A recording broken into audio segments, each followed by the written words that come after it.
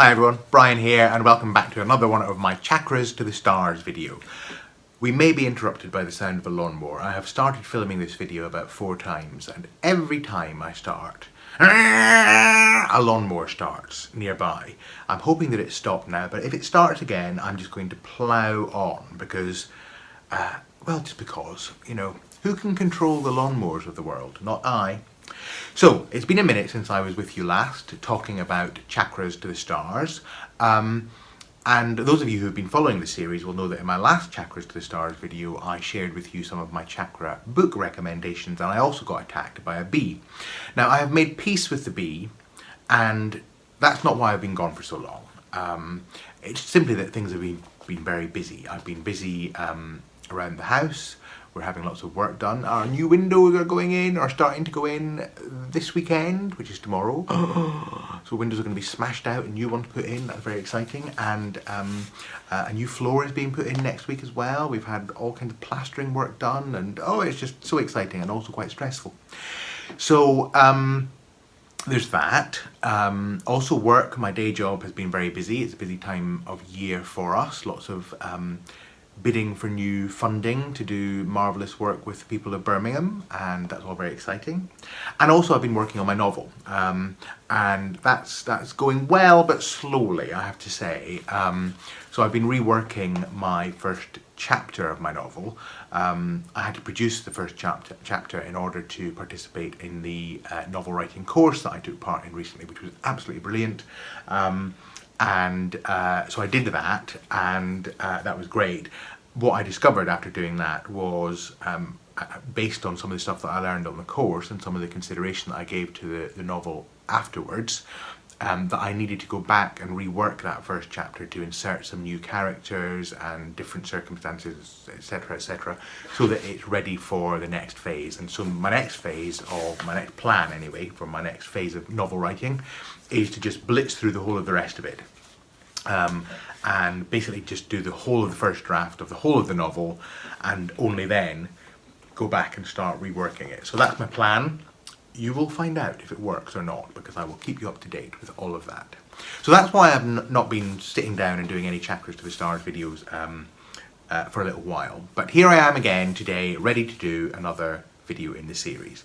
Now, my last set of videos in the series were about the chakras. So this video is actually going to be about the other part of Chakras to the Stars, the stars part. And in fact, I thought I heard a lawnmower. In fact, the horoscope. I'll adjust the lighting when we get to the important part, don't worry. So if you have got your horoscope wheel printed off from astro.com, you may remember that I recommended that you do that a couple of videos ago. If you haven't, don't worry. There's a link below. Click on the link, enter your birth data, and for free you can print off a chart of your birth, and you can follow along in this video. So what I want to achieve in this video, probably 3 things. One is I want to give you an idea of how I conceptualize the horoscope. 2, I want to help you understand what it is you're actually looking at when you look at a birth chart, when you print it off from astro.com. What you're literally looking at in terms of what the different symbols mean and what they represent. And thirdly, I want to talk a bit about the symbolism of what all of those things are on the chart. Because if you understand that, then you are able to have a basic understanding of what your horoscope says, and then that way you'll be able to have a richer understanding of how to combine your horoscope data with chakra data, and that's what the purpose of this series is about. If you have no idea what I'm talking about, then you need to go back and look at the introductory videos, and then you will understand, hopefully. So let me just adjust the light, and actually we'll talk about this in a second. I'll show you the horoscope that I've pulled off just so you get a sense in a second, and then we'll go over to my trusty whiteboard over there, and I'll take you through some of the key components of a horoscope chart. But I want to start by reading you some quotes from famous people and what they have had to say about the horoscope and astrology. And a couple of these at least are definite verified quotes, and a couple are one of them is possibly apocryphal. I'll start with the apocryphal one. It's from Hippocrates. So I don't know if anyone could claim to literally know that Hippocrates said this, but it sounds like the kind of thing he might have said. Hippocrates, a physician without knowledge of astrology has no right to call himself a physician. Then a definite quote from the writer D.H. Lawrence, marvellous writer. We need not feel ashamed of flirting with the zodiac. The zodiac is well worth flirting with.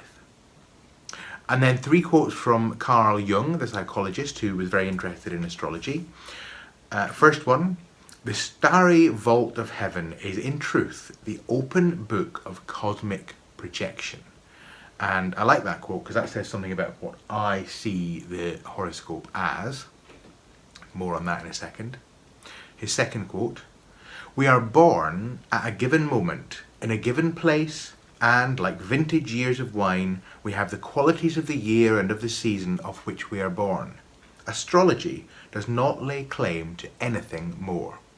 In other words, astrology is a representation of the qualities of a moment in time. The moment in time, in fact, that you were born. Okay, his third quote. Astrology is assured of recognition from psychology without further restrictions because astrology represents a summation of all the psychological knowledge of antiquity. There, of course, Jung is acknowledging that astrology originally, in its original concept, way back in the mists of time, was a way of trying to understand the human psyche. So it has a lot more in common with today's psychology, the scientific aspect of psychology, than some psychologists and probably some astrologers would like to admit. And finally, a quote from dear old Uncle Al, Aleister Crowley, who said, astrology has no more useful function than this, to discover the inmost nature of a man and to bring it out into his consciousness that he may fulfill it according to the law of light.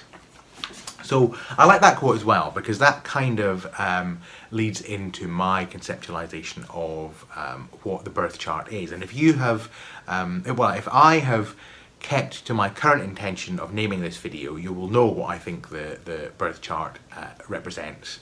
I would describe it as a symbolic snapshot of the soul.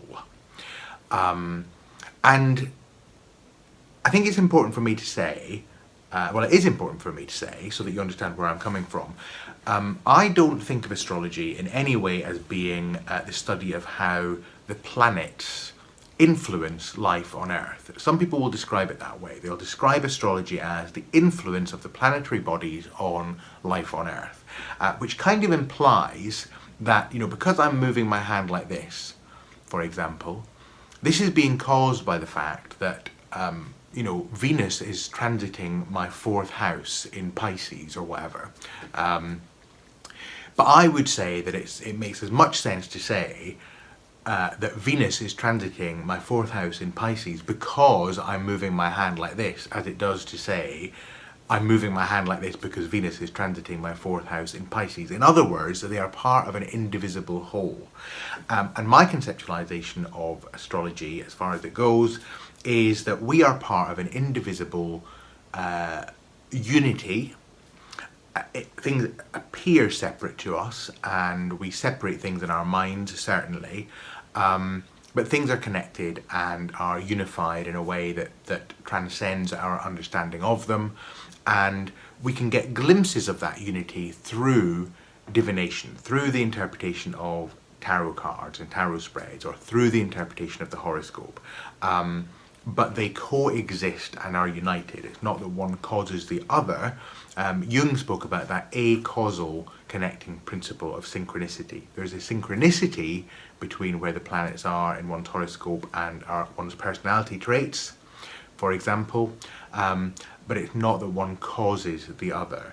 It's that each are representations of the same wholeness. So that says a bit about my philosophy of astrology. I spoke a bit about it in my previous videos on astrology. So the next thing to talk about is the Zodiac Chart, and let's just get some more light. So if you printed off your astro.com chart, you will get something like this. And up here will be your birth data.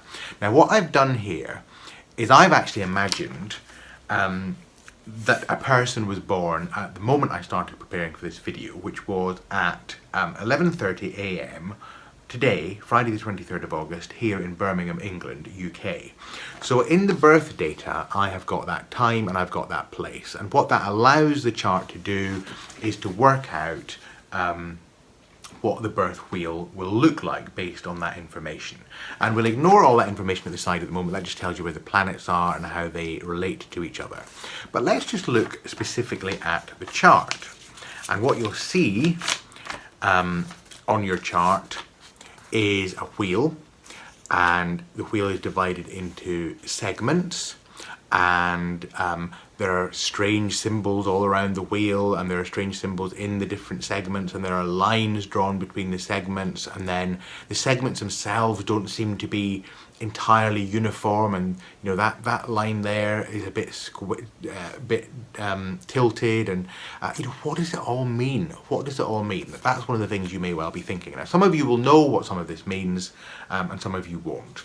But basically, what this chart represents is a combination of some of the key factors that you'll see in your horoscope. And I'm going to go over to the whiteboard in a moment and talk you through what they are. But briefly, they are the signs of the zodiac, which are arranged around the wheel, and that represents the constellations in the sky at the time of your birth. Now, I will just say very briefly at this point, some of the people who like to decry astrology will say, oh, well, you know, astrology is just nonsense, because we know now that actually all of the constellations, because of the way that the Earth is moving in space over time, and in relation to the sun and in relation to the fixed stars, those stars are not the same as they used to be. And so actually, if you think you were born in the sign of Gemini, in other words, your sun was within the constellation of Gemini, it wasn't actually in the constellation of Gemini, it was within the constellation of Cancer. Ah! That's what some people will say. Now, they're not wrong. If you're looking at sidereal astrology, which is astrology which looks at the literal placement of the planets in relation to the stars behind them, then it's true to say that those of us who think we're born under one particular sign would actually find that that's not the sign that our sun is in at the time of birth.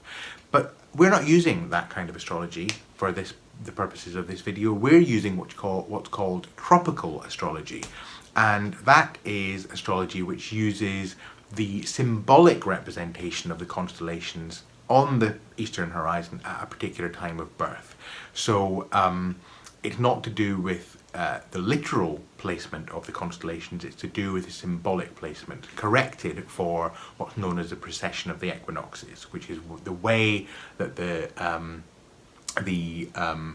stars are shifting along the line of the what they call the ecliptic, which is the path of the sun in relation to the earth around the sky over a period of time. I'm not going to go into the detail of all of that. Just know that that changes over time, over many thousands of years, and so over time where they appear on the horizon does change, and it's all to do with where the sun rises at the vernal equinox, etc., etc. Now, all of it's very complicated. I'm not going to go into it, and I'm not very good at maths, so I can't even properly explain it to you.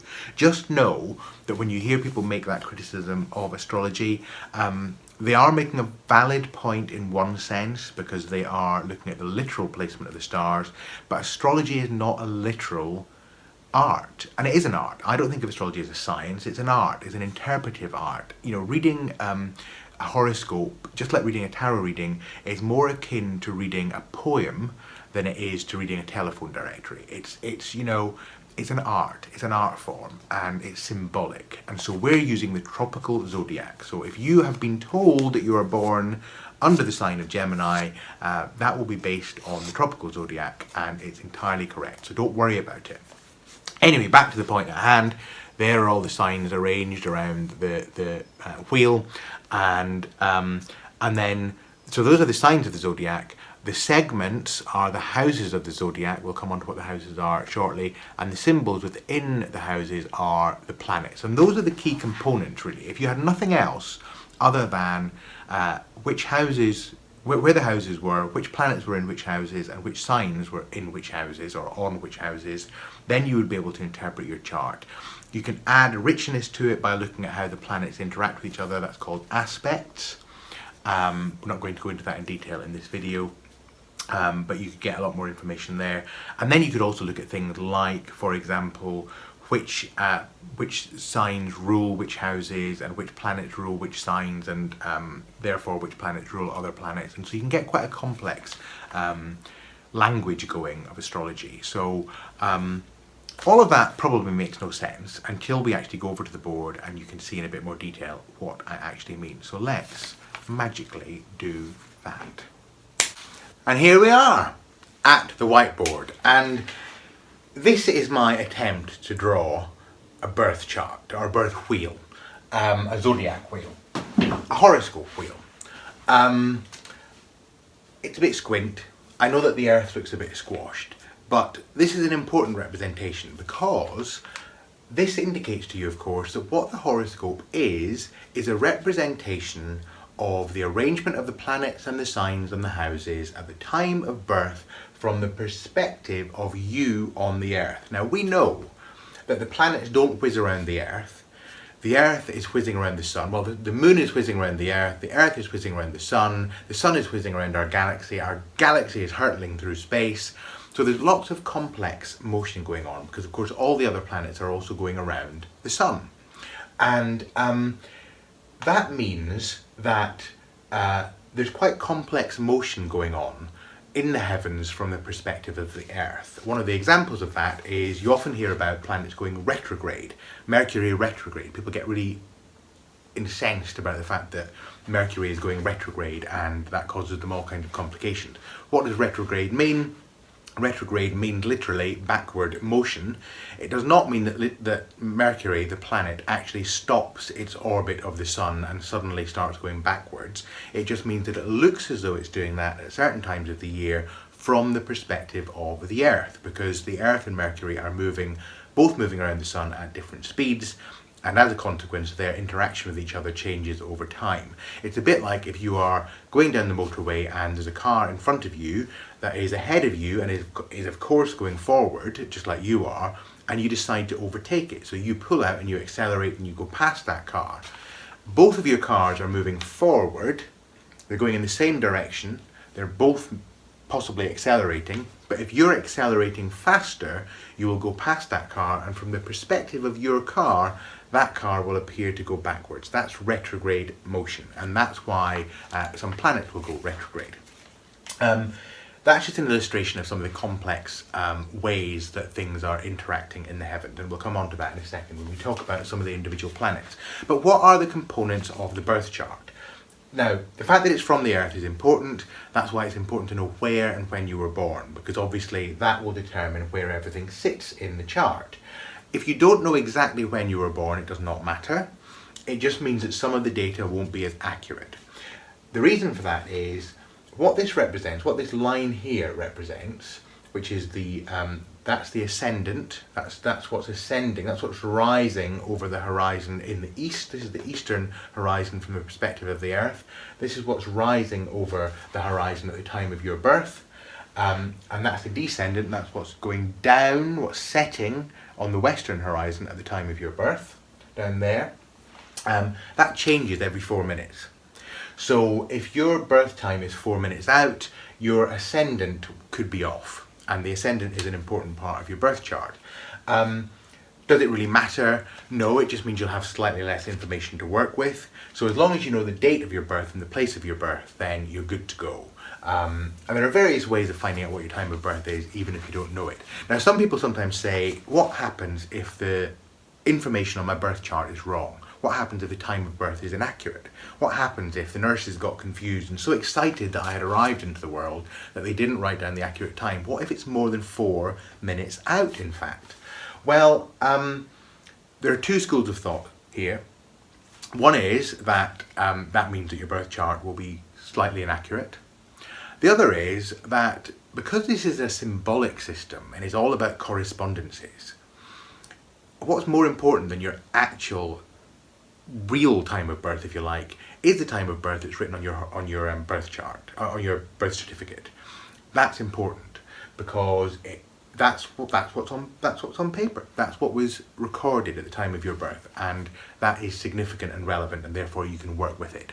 So what I would say to people is, don't get too worried about that. If you have got a time on your birth certificate, work with that.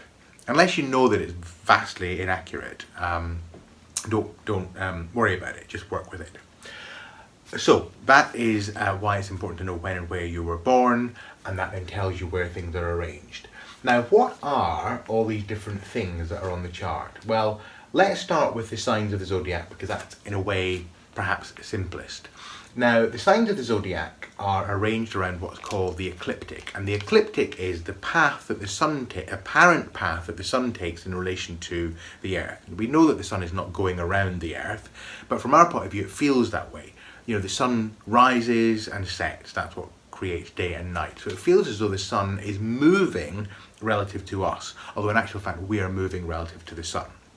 And the ecliptic is the band around which the sun apparently rotates, and behind the sun, way in the distant heavens, are the different constellations that are the representations of the signs of the zodiac, and that's what we see arranged around this wheel.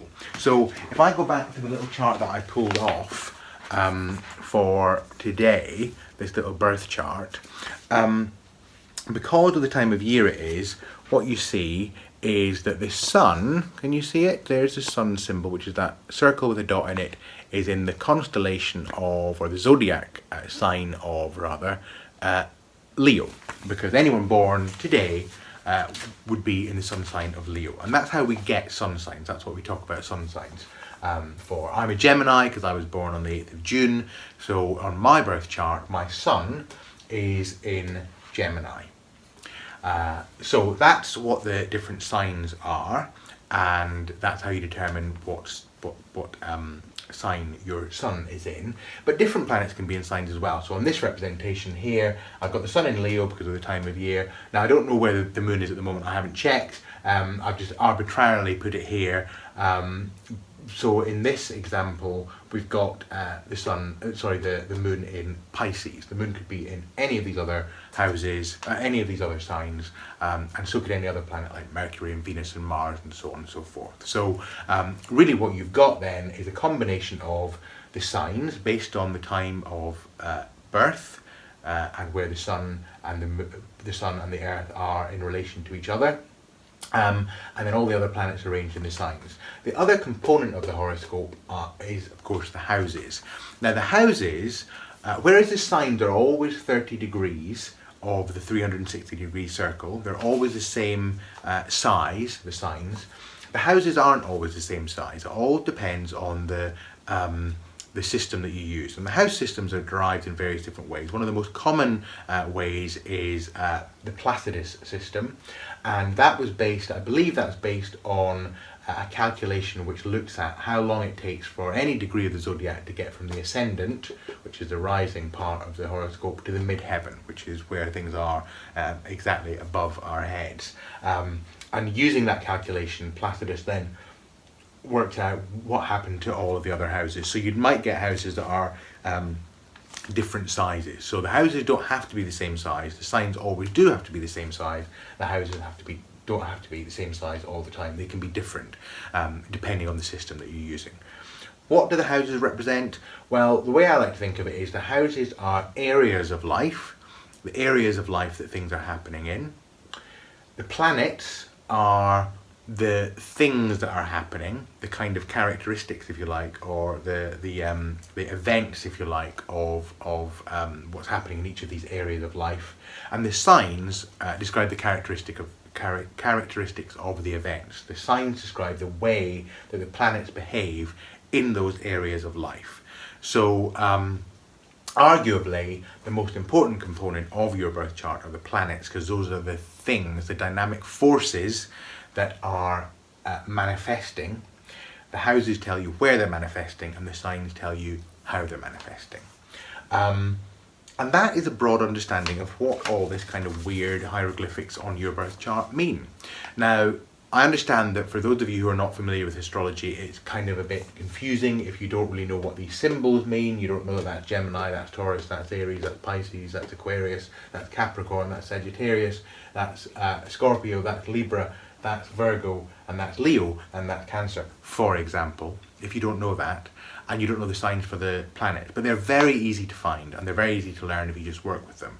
But as long as you know where your planets are, what signs they're in, and what houses they're operating in, you can interpret your birth chart. So let's go and have a look at what each of the different components means. I just want you to know that I'm very nearly anaesthetised myself because I was cleaning the whiteboard and I'm using rubbing alcohol to do it, and also I'm using a towel. Except I wasn't sure that this was the towel I'd been using earlier to clean the board, and so I picked it up and sniffed it a bit like I just did there and inhaled a massive amount of rubbing alcohol, which I think is a bit like, is it like, what's not formaldehyde, what's that stuff? Chloroform. So I nearly chloroformed myself. I actually nearly made myself pass out because I inhaled rubbing alcohol. But I didn't pass out. I'm still here. You'll be pleased to know. Or maybe you won't.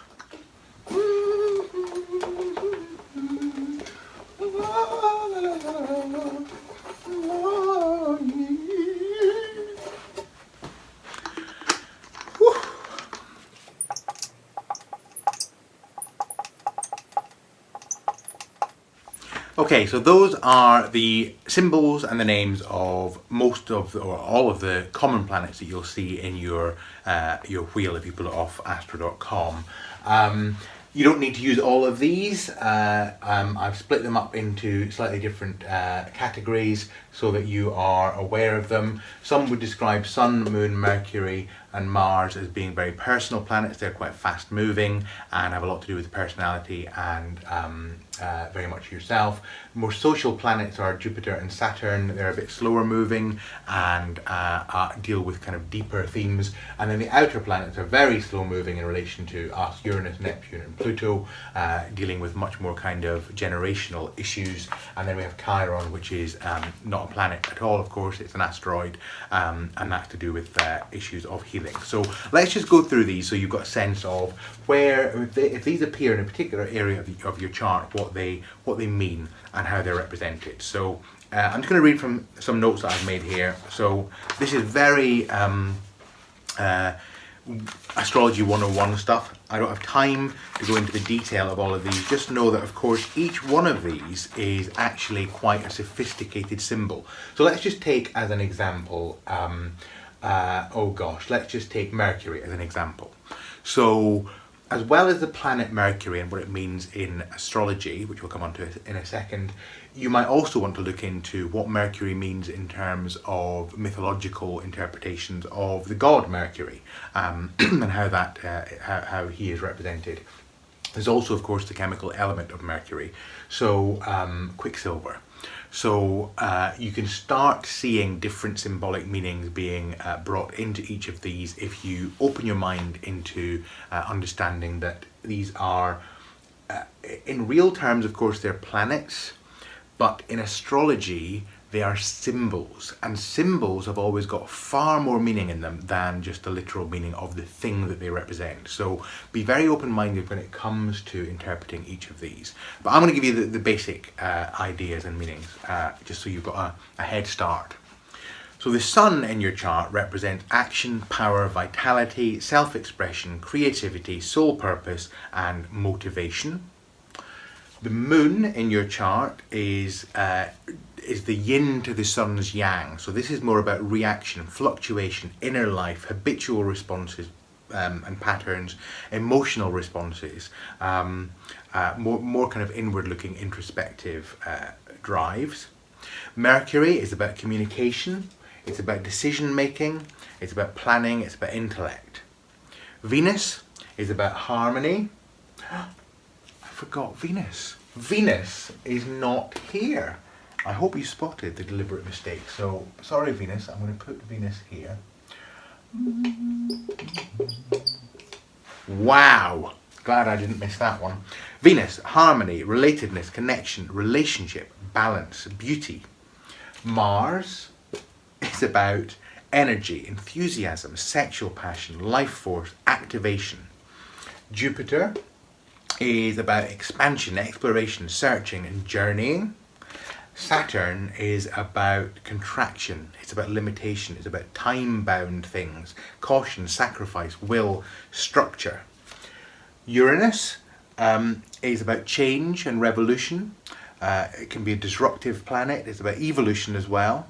Neptune is about receptivity and sensitivity. It represents illusion, and it can sometimes represent the subconscious and the collective conscious. Some would say that the moon relates to that as well.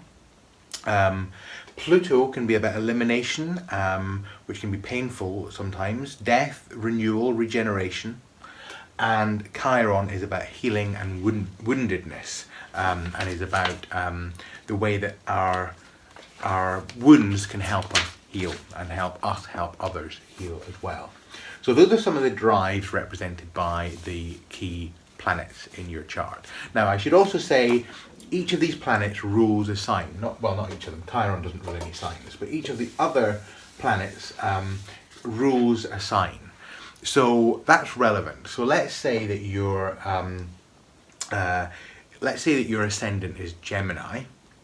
That means that Gemini is the sign that's rising over the eastern horizon at the time of your birth. That says something about the way that you present yourself to the world, and some people would say it says something about the way that you appear to others. The ruling planet for Gemini is Mercury. So if you have got a Gemini ascendant, it's going to be important to you to look at where Mercury is in your chart, because Mercury rules your ascendant and therefore rules your chart. So Mercury will be a very powerful planet within your chart. Mercury is a very powerful planet within my chart, because my ascendant is Virgo, Mercury rules Virgo. My sun is in Gemini, Mercury rules Gemini. So Mercury is extremely powerful in my chart. And it's useful to know what your chart ruler is, because when it comes to the chakras to the stars part of things, finding out which chakra that this planet relates to is going to give you information on a really key life theme for you. So those are the planets. Okay, so now let's have a look at the planets. Now I want you to notice that I have color coded these, and also I've put a little symbol or a little letter beside each one. Let me describe to you what they are first of all. These relate to the elements and qualities of the signs. So the elements are, as you would expect, the four standard elements of earth, air, water and fire. Earth being represented by brown, air being represented by orange, fire being represented by red, and water being represented by blue. And what these symbols relate to are the qualities, and they are the qualities of cardinal, fixed and mutable. Now, you're probably familiar with the elements. You know that fire is about passion and action and so on. Earth being about steadfast solidity. Air being about intellectualism, etc., etc. Water being that kind of emotional element. But the qualities might be slightly less familiar to you. So they're cardinal, fixed and mutable. And really they relate to whether the sign is about initiating that part of the element, or being about the stability of the element, or being about the changeability and the movement of the element. So cardinal signs, each in their own way, act, begin, initiate and lead. And the cardinal signs are Aries, which is cardinal fire, Capricorn, which is cardinal earth, Libra, which is cardinal air, and Cancer, which is cardinal water. Then the fixed signs, each in their own way, remains kind of stable and determined. And fixed signs are Leo, which for fire, Taurus for earth, Aquarius for air, and Scorpio for water. And then mutable, each of those is adaptable, obliging, but can be unreliable and can be likely to be open to differing perspectives. And mutable signs are Sagittarius for fire, Virgo for earth, Gemini for air, and Pisces for water. Now here's an interesting thing in relation to just a very quick snapshot you can do if you look at your chart. Have a look and see which planets are in which elements. So if you have got lots of planets, for example, in Aries and in Leo and in Sagittarius, you're going to have a very fiery chart.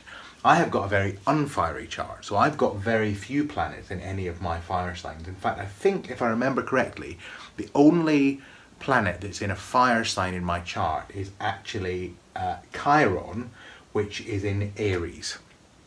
I have got lots of planets in air signs, so loads of planets in Gemini, and air and earth are quite, air and water are quite prominent in my chart, so I've also got lots of planets in Cancer as well.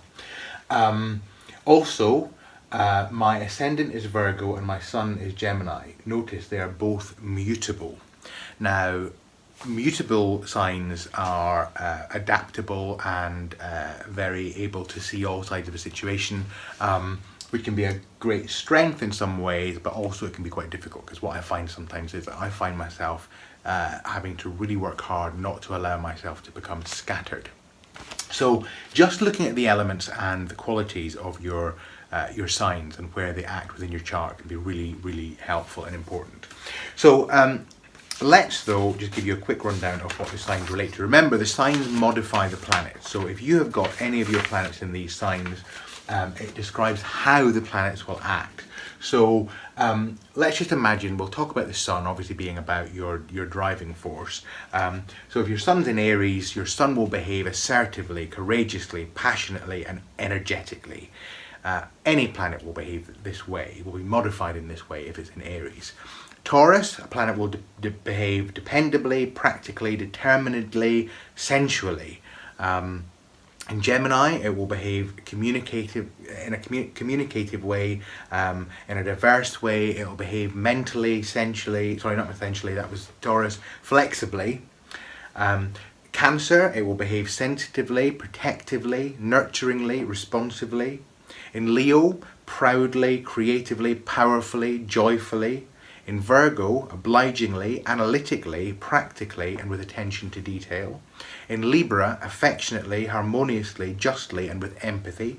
In Scorpio, passionately but secretly, penetratingly, deeply. In Sagittarius, widely, expansively, ardently, exploratively.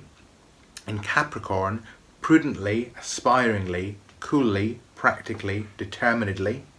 In Aquarius, detachedly, scientifically, questioningly, revolutionary, and in Pisces, sensitively and with an appreciation of the intangible. So understanding where your planets are in your sign will tell you a little bit about how they're going to behave. But where are they going to behave? Over to the houses. So in relation to the houses, there are lots of different descriptions for the houses in a chart. I put down some keywords here, but they're a bit more sophisticated than this, so I'll read out to you what some of them are. Just very quickly, I want to say to you a couple of things. One is, I mentioned before, the ascendant, the descendant. The ascendant, the rising sign, says something important about what you present to the world. Equally, the descendant could say something to you about what you are keeping hidden from the world that's a bit more internal. We also have the MC and the IC. These stand for medium coli and imum coli, which in Latin literally mean middle of the sky and bottom of the sky. And these divide the horoscope into quadrants. And if you go into astrology in a bit more detail, you'll find that each of these quadrants means something specific, and also each of these hemispheres, halves of the chart, means something specific as well. These are all the things and planets that are above the horizon at the time of your birth, and these are all the planets and signs that are below the horizon at the time of your birth. And again, that has something important to say.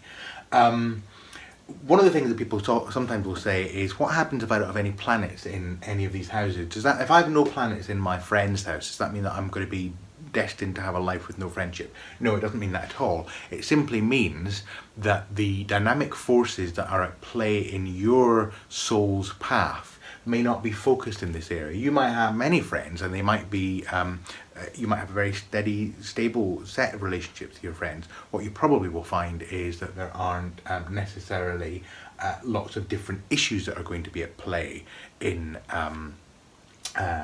in that area of your life in relation to your astrological interpretation.